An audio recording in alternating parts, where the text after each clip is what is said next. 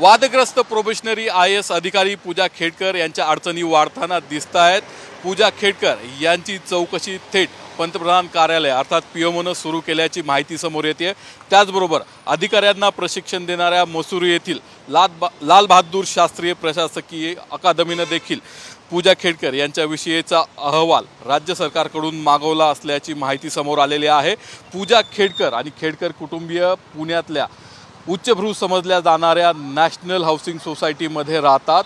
National housing सोसायटीमध्ये खेडकर कुटुंबियांचा हा आलिशान बंगला आहे। ओमदीप असं या बंगल्याचं नाव आहे आणि हा आलिशान बंगला खेडकर कुटुंबियांचा असल्याची माहिती समोर येते।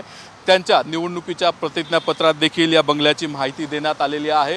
या बंगल्याच्या आवारात आपण जर पाहिलं तर एक मर्सिडीज बेंझ गाडी आहे, एक पजेरो गाडी आहे, त्याचबरोबर एक ऑडी गाडी आहे जी गाडी वादग्रस्त ठरली होती, ज्याच्यावरती महाराष्ट्र शासन लिहिण्यात आलं होतं आणि लाल दिवा लावण्यात आलेला होता आणि तिथूनच वाद सुरू झालेला होता। ती ऑडी गाडी देखील या बंगल्याच्या आवारात लावण्यात आलेली आहे, मात्र यावेळी ती झाकून ठेवण्यात आलेली आहे। त्या व्यतिरिक्त देखील 2 आलिशान गाड्या या बंगल्याच्या आवारात आपण पाहू शकतो। खेडकर कुटुंबियांची ही संपत्तीच आता त्यांच्यासाठी अडचण ठरू पाहते, कारण पूजा खेडकर यांनी OBC प्रवर्गातून OBC कोट्यातून IAS हे पद मिळवलं, मात्र त्याला आता आव्हान दिलं जात आहे। IAS होण्यात OBC कोट्यासाठी 8 लाखाची उत्पन्न मर्यादा आहे, मात्र ही उत्पन्न मर्यादा खेडकर कुटुंबीय आणि पूजा खेडकर ओलांडत असल्याची तक्रार करण्यात आलेली आहे, कारण त्यांचं कोट्यावधींचं उत्पन्न समोर आलेलं आहे आणि या ठिकाणी देखील आपण आलिशान बंगला आणि आलिशान गाड्या पाहू शकतोय।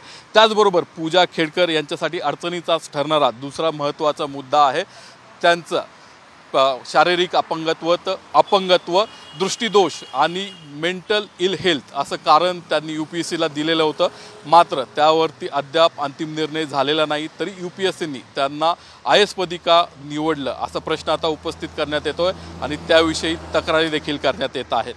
त्यामुळे पूजा खेडकर यांच्या अडचणी भर पडताना दिसते। कॅमेरामन सुमित भोसलेचा नितीन पाटणकर, साम TV न्यूज, पुणे। देश विदेशातील प्रत्येक घडामोडींचे लाईव्ह अपडेट मिळवण्यासाठी आता साम टीव्हीच्या सर्व सोशल मीडिया प्लॅटफॉर्मला लाईक, फॉलो आणि सबस्क्राईब करा। तसंच सर्व नोटिफिकेशनसाठी बेल आयकॉन प्रेस करायला विसरू नका।